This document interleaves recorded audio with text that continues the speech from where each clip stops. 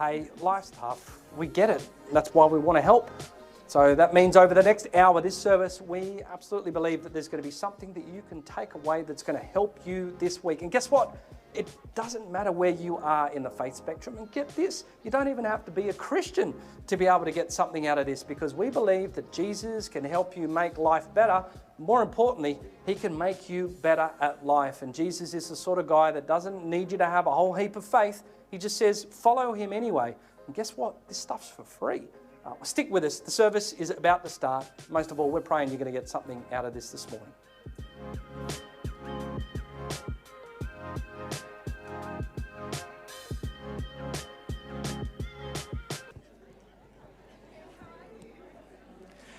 And good morning to everyone that's online. I'm Sam, this is Kristen. I'm Kristen, and we are so glad that you are joining us, whether you are joining us live or maybe you're watching us during the week. We are glad that we get to be a part of your week, and I can't believe that we are in the last week of January. Oh, I know. It's gone really fast. 2026 is already flying through. Yes. And so, yeah, we hope maybe that January has been good, but we also know that January, we can have dreams and hopes that January is going to be a really great and wonderful setting up month. But we also know for many people it is actually really tricky, and it brings up a lot of things. So if there's any way in which we can be supporting you or praying with you or coming alongside you, then we would love for you to be able to reach out.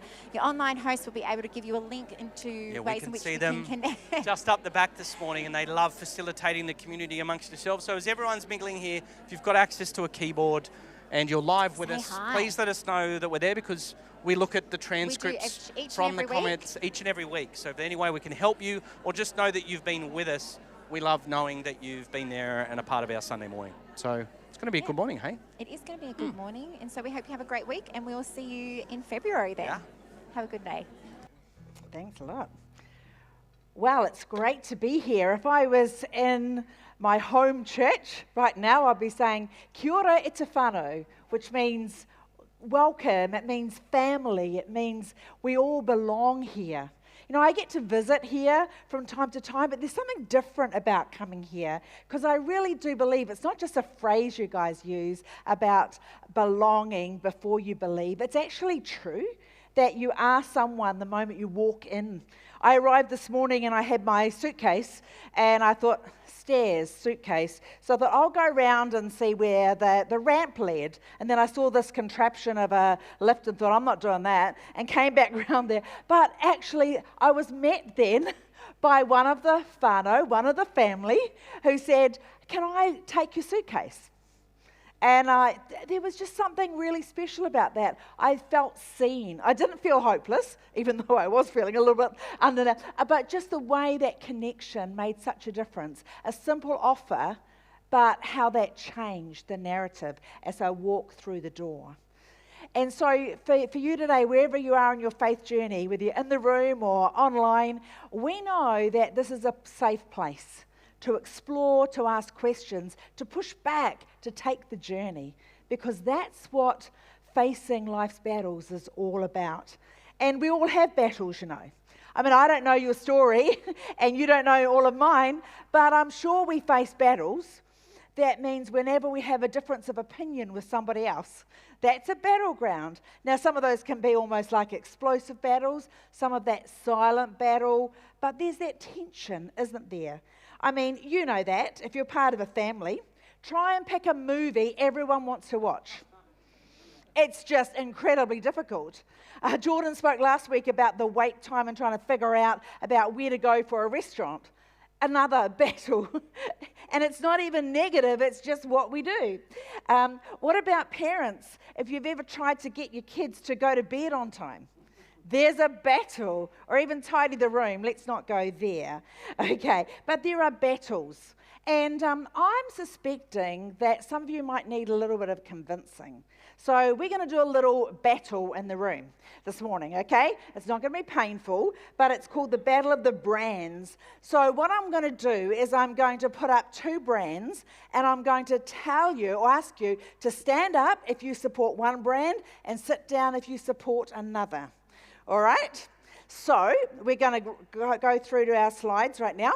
And so we've got our battle coming up. The first one is Coke or Pepsi. Stand up if you're a Coke person and sit down if you're a Pepsi person. Decide. Yeah. Okay. All right. Okay. Everyone seated again. Here's our next one. Ford or Holden? Now, we have this at home. I drive a Holden, my husband drives a Ford, and it's a constant battle. He's trying to get our mechanic to side with him. No.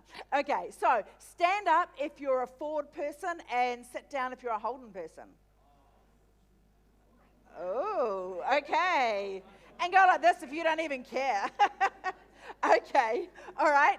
Okay, here's another one. Okay, we have got... Okay, so if you're an Apple or an Android, let's go. Apple, stand up. Okay, there's a bit in here of the room. I don't know how you're going online with this. All right, thanks, sit down. If you were going to go to fast food, are you Burger King or McDonald's? And Burger King is Hungry Jack's. I've just realised I've got the wrong one round, isn't it, for you guys? Okay. So if you are McDonald's, stand up. If you are Hungry Jack's or Burger King, sit down. Yeah. Okay. All right. Okay, let's just try one that's not even on there. Eat out or eat at home? Eat out, stand up. Eat at home, sit down. All right, no cooking. Okay. All right. All right, this next one. If you are Instagram, stand up. If you're TikTok, sit down. If you have no idea what I'm talking about, yeah, give me the hands up. Right. Okay. All right. And now we have Vegemite or Marmite. Okay. Some of you are going, what on earth is Marmite? All right. So if you're a Vegemite, stand up. If you're a Marmite, sit down. Okay. All right. This is probably the most contentious one here. Pavlova. Australian or New Zealand? Okay, stand up if you think it's Australian. You guys are all wrong. Those of you sitting down are right. Okay, thanks for bearing with me on that. You know, we all face battles, and some we can laugh about, but other battles we can't laugh about. Other battles actually resonate in us that is like, oh my goodness, will I be able to see normality again? What is it about me that's so wrong? And we tend to look at it into ourselves and we go, this battle is uncomfortable. But we know battles are uncomfortable. But here's the hope that I want to bring today, is by looking at God's word, we're going to find ways of actually coping with the battles that prepare us for living life in a way that gives us meaning, in a way that helps us in the wait time that Jordan spoke about, in a way that helps us with the direction that we are facing towards the destination that we want to go. Things that hold us back can be these battles. You know, there's one thing with the battles is that we look around and we think that other people don't have those battles. But God often uses the unseen battles to prepare us for what's ahead. You know, last year I decided I was going to do my postgraduate study in pastoral supervision. I wanted to do that for a couple of reasons, to prove to myself I could do it after 35 years of no formal study. And the other part is that I wanted to upskill. Now, I filled out the forms with great confidence. I told the college I was coming, and they said they want to do other study. I said, no, I'm not. I'm coming to do this. Finally got there. But on the very first day, it wasn't even lunchtime, and a battle was brewing. And I even wrote it down in little illegible writing in my notes that said, what am I doing here? What have I done? I'm setting myself up to fail. Now, why did I write this down? Because I had to get out of my head. It was taking up emotional space, but it was very real. And I looked around at everybody else and go, you are way more intelligent than I am. What am I doing here? I looked at their resumes, or these are the jobs they do, and going, oh my goodness, I'm not intellectual.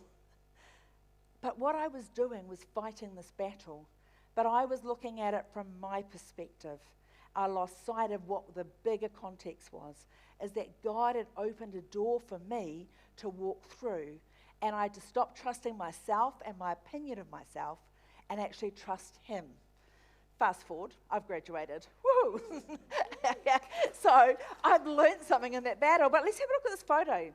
And here we have a group of people. Now, we don't know who these people are, but can you tell out of this group who's facing a financial battle? Who has a health battle with an unexpected medical diagnosis? Who's facing a relational battle that has no resolution in sight? Who's wondering if they're good enough? We actually don't know. You look around the room, I would really guarantee that many of us are facing battles, but you wouldn't know. Because what we do is we put on that outer and we fight it internally. And what we want to do today is understand, how does God come into that space and help us in there? Because He's not a distant God, actually judgmental, saying, you've got to do this, you've got to do that. He said, you know, I care. I care when you're in a battle. And I want to show you how I can come close in that space. So whether you're a Jesus follower or you're checking this out, the message is the same, is that Jesus wants to come close to you because He understands the battles. And the internal battles that no one sees prepares us for the battles that everyone sees.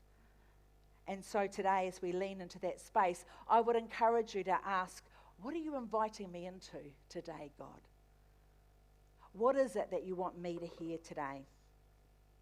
Well, if I was to ask you, there's a really good quote that I wanted to give to you. And this one is your greatest battle isn't what's in front of you, it's what's inside of you.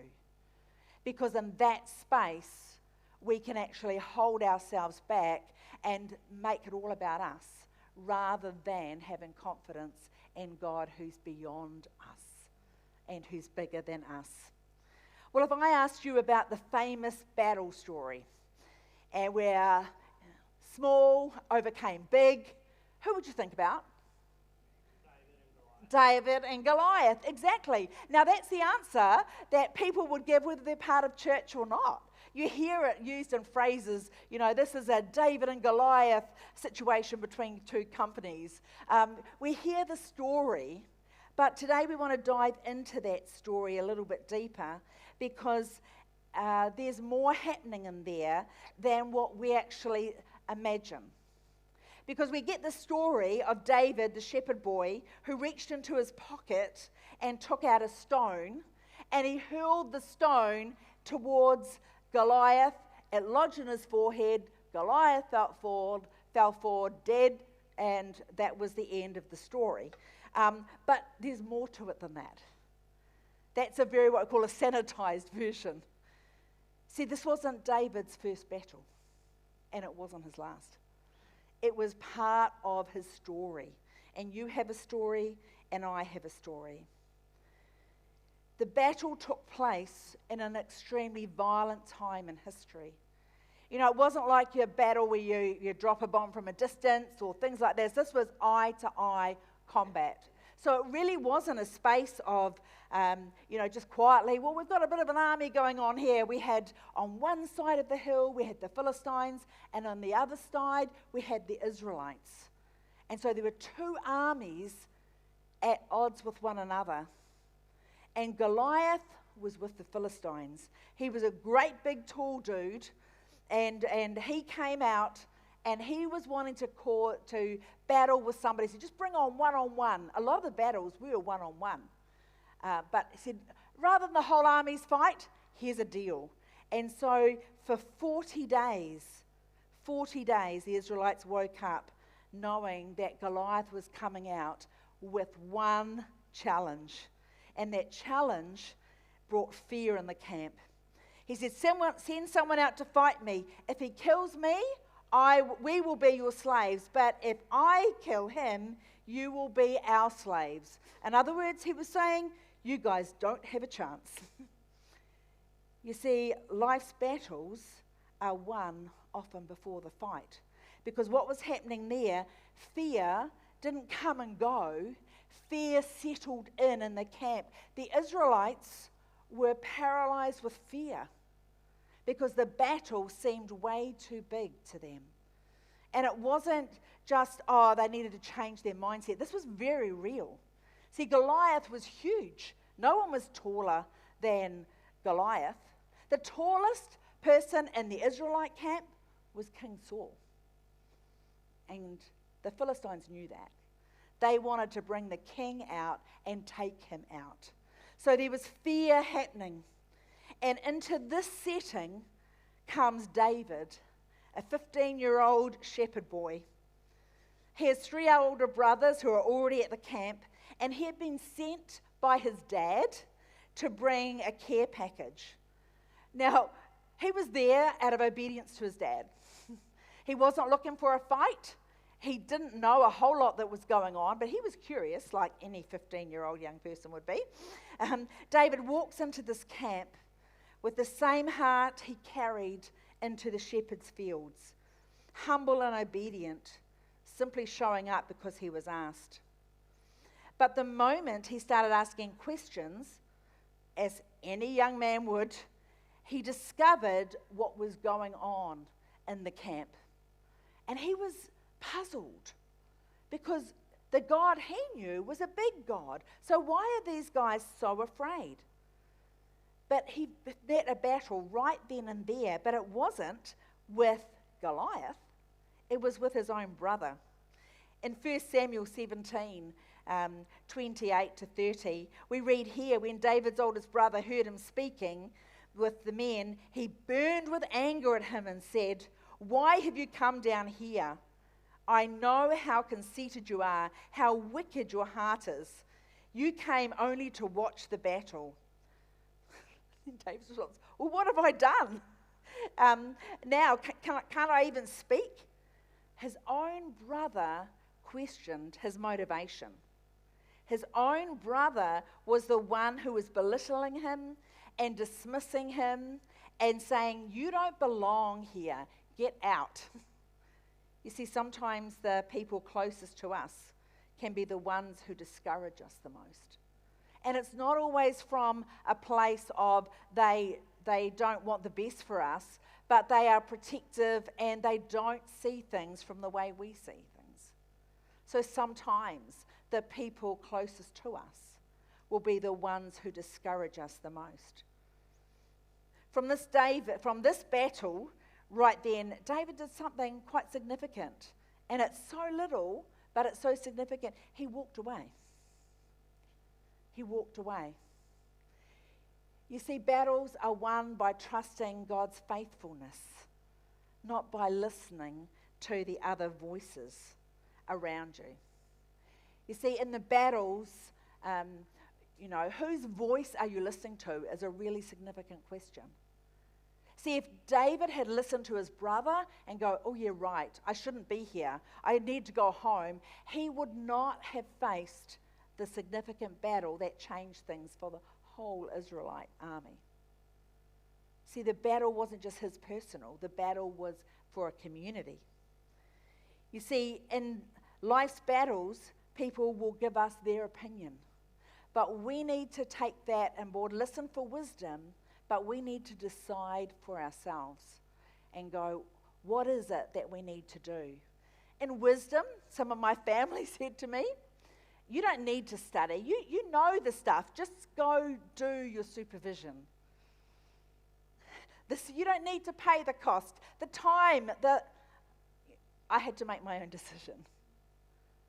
And I'm glad I did. So King Saul was the commander of the army. And he got wind or heard around the camp, because people talk, that someone was willing to fight Goliath. And he wanted to meet this person, obviously. Imagine his reaction when into his presence came a boy? Who are you? All the anticipation that Saul may have had was, we might be on the winning side here. This isn't going to happen. No. You see, he looked at David on the outside and he made an assumption. But here's what David came and said, don't worry about the Philistine, I'll go and fight him. Now, this wasn't all just blowing wind, all just talking out of just, ego, because there was no ego in this. You see, David went on to explain, when a lion or a bear comes to steal the flock, I go after it with a club and rescue it from its mouth. I've done this. Now, here's his confidence.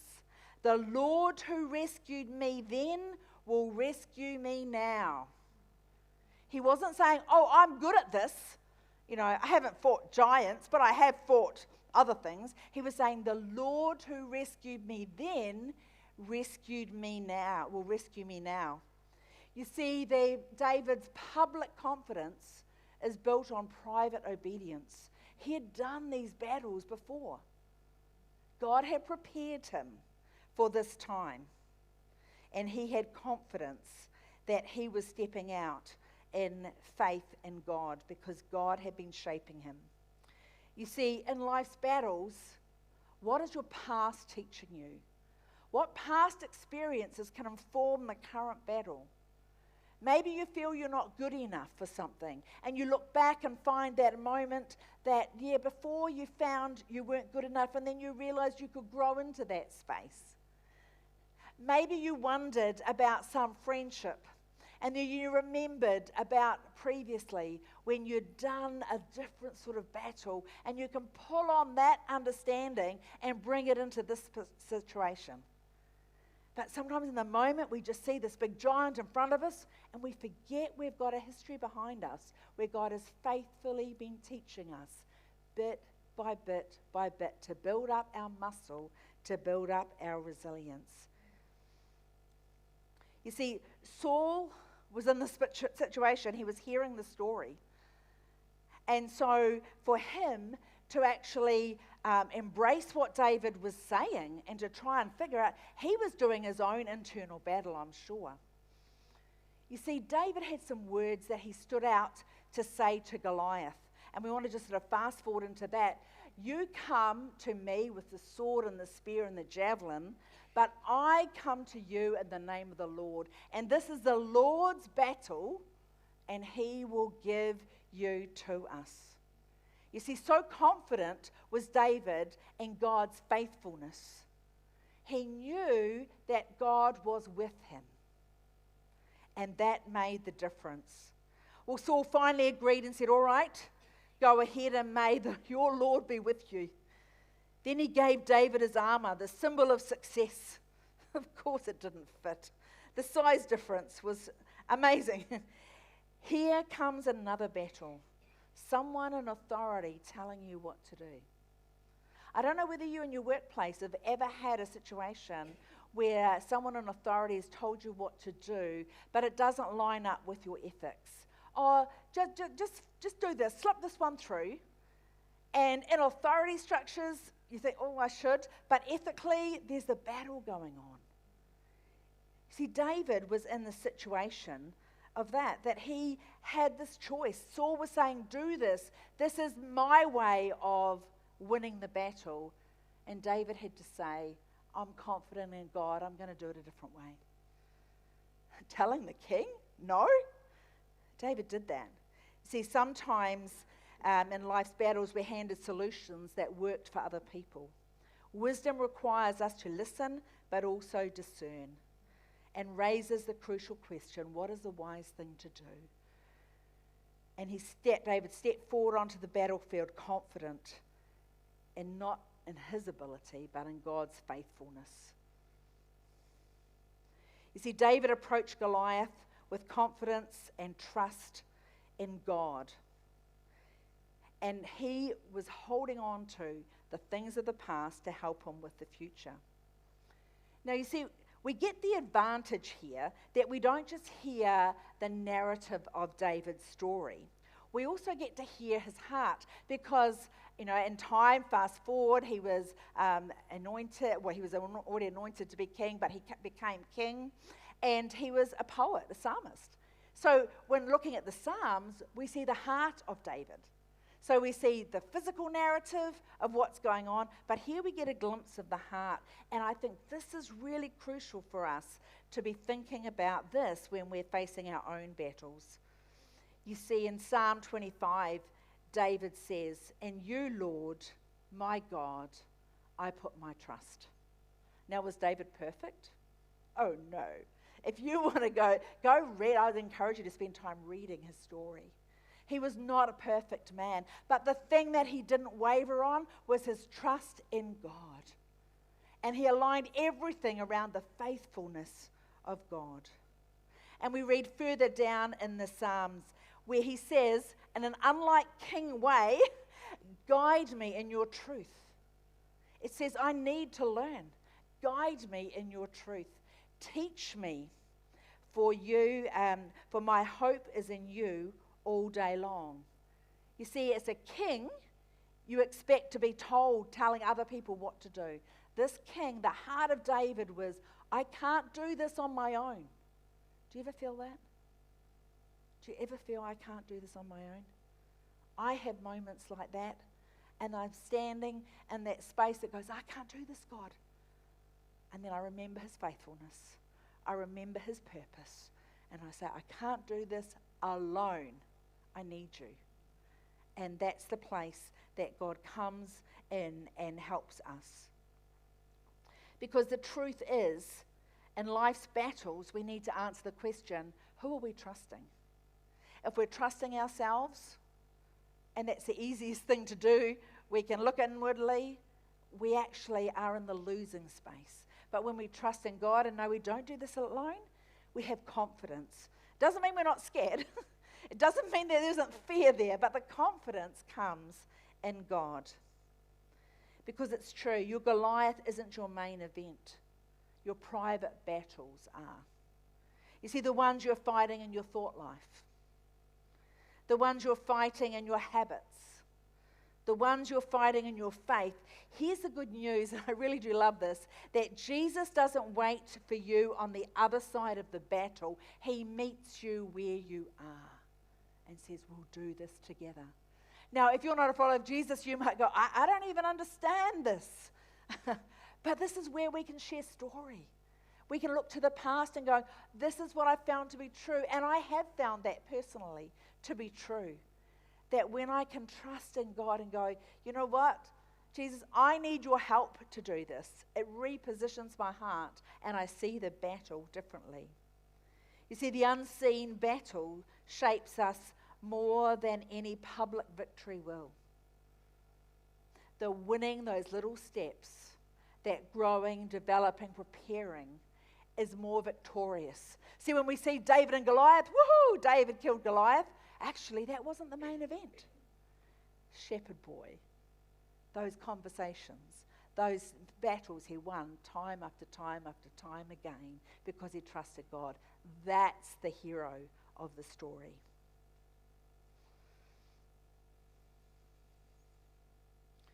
So what unseen battle are you willing to trust God in? You see, the unseen battle that we have is the one that will shape our future. David's victory wasn't about his sling or his strength. It was all about perspective and preparation. His battle was won long before he stepped onto the field because he understood that God could use what he had already got in his hand.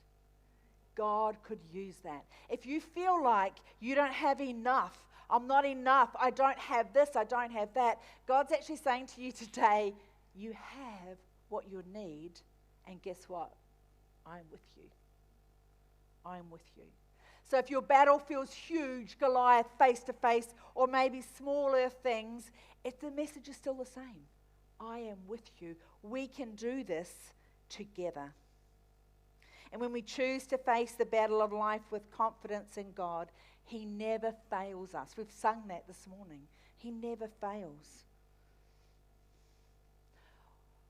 What if the battle behind us becomes a testimony that fuels the courage ahead of us? What if we just don't keep those to ourselves? What if we find the right place to share the battles that you're facing? You see, when I wrote that on the side of my notes, it wasn't long before I said to somebody else who I'd become friends with over the time in that course, I said, do you want to see what I wrote? And I showed her. And she said, Marg, I would never have known. When I look at you, I just see uber confident, all of these things, and I'm going, oh man, I was in that space. And I felt so lonely. So who are you sharing your battles with? Are you naming them? Because when we have the power to name the battle, that's starting them towards the victory. It's not in secret anymore. I'm naming it, and then we can share it. I don't know what battles you're facing, but I know that some of you are exhausted from the battles. I want to remind you of the lions and the bears you've already battled, the moments you've survived, the seasons that God has sustained you. So, what's your battle? Here's a challenge for you. Are you willing to name it? Are you willing to give that battle to Jesus today? Now, I've got some stones here. You see, we can leave here and say, oh, that was a good idea, as I might think about those battles, but I'm asking you to be courageous and be prepared. David had 5 stones in his pocket. I'm asking you to take 1, and we've got some stones at the back of the auditorium. And I would encourage you to write your battle on that stone. And then on the back, write, I trust in God.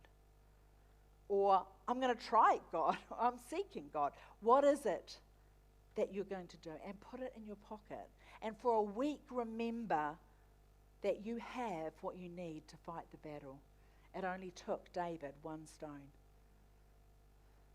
What is it that you are battling with now? And how are you going to invite Jesus to be part of that? Whether you've experienced this before or not, Jesus wants to meet you where you are. But the first step is to name it. And then to say, this is too big for me. I want God to help me in that. If you've got relationship issues and families, my heart is so much for families, but we so burn bridges in families. We give up on people. We judge others. And sometimes we don't realize we're even doing it. But what is God inviting you to let go this morning? And as we, in a moment I'm going to pray, and then we're going to go into a time of communion.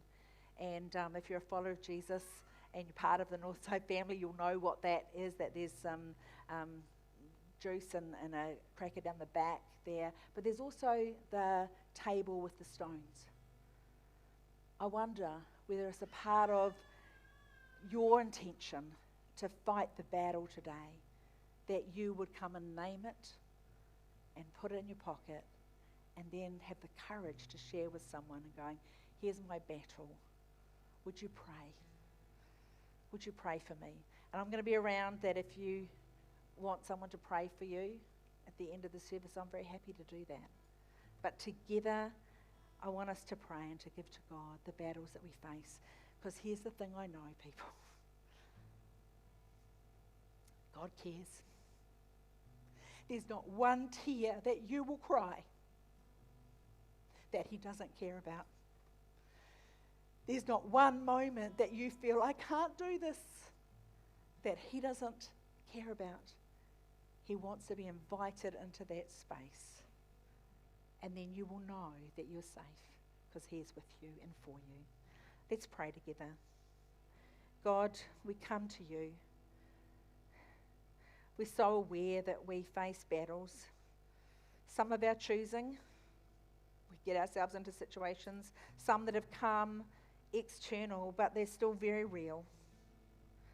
Would you remind us of the victories in the past that you've already brought us through, those moments we've survived, seasons where you've sustained us, even when we didn't recognize you, the prayers you've answered. Sometimes we didn't even realize that you were doing these things. Forgive us for where we've just let fear grip our lives, and we've leaned more onto that than in your faithfulness. Forgive us for giving emotional energy to those thoughts and not asking you for help. Teach us to trust you because you are faithful. Help us to face whatever is in front of us with confidence that you are with us and not in our own strength. And when fear grabs hold of us and speaks loudly this week, may we take our stone and may we remember that you are with us and we can do this because you're a God who wants to help us wherever we are, because your love is greater than anything we can imagine. So help us to sit in that space and to know that we are loved and you are present and you invite us into this space. In your name we pray. Amen.